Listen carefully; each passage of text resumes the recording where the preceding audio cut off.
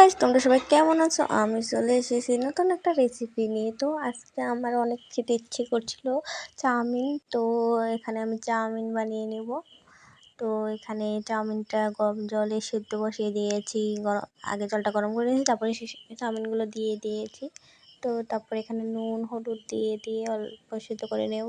তারপর এখানে পেঁয়াজ লঙ্কা টমেটো সব ভেজেগুলো কেটে রেখেছিলাম। তারপরে এখানে ডিমটা ভেজে নিলাম, 2টো ডিম ভেজে নিয়েছি এখানে। তারপরে এখানে আমি তেল দিয়ে দিয়েছি কড়াতে, তারপরে পেঁয়াজগুলো দিয়ে দিয়েছি, সবগুলো দিয়ে দেবো। তারপরে এখানে দিয়ে দিলাম লঙ্কা, কাঁচা লঙ্কা। তারপরে এখানে ছিল বাঁধাকপি।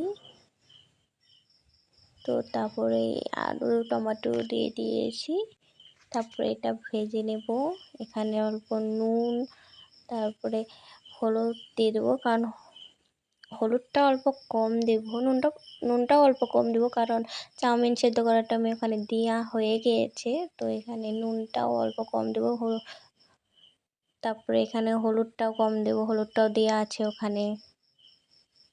হলুদটা পুরোপুরি দেওয়া আছে, ওটা না দিলেও চলতো, বাট এখানে সবজিগুলোতে একটু কালার আসার জন্য দিয়ে দিয়েছি। তারপরে এখানে দিয়ে দেবো লঙ্কার গুঁড়ো, শুকনো লঙ্কার গুঁড়ো দিয়ে দিয়েছি। তারপর এখানে আরও দিয়ে দেবো জিরের গুঁড়ো। তো এখানে দিয়ে দিলাম জিরের গুঁড়ো।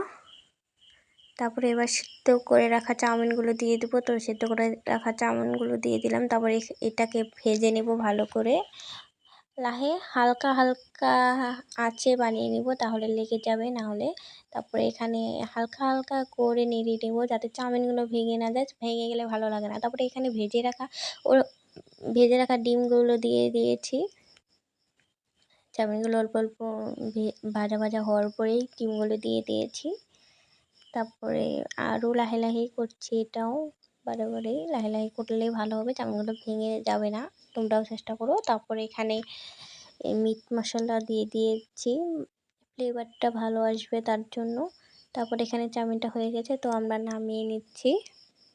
তো দেখো, দেখতে অনেক সুন্দর হয়েছে আর খেতেও অনেক সুন্দর হয়েছে। তোমরা বাড়িতে এইভাবে ট্রাই করো, অল্প খরচে বানিয়ে নেবে। Tata, bye bye guys.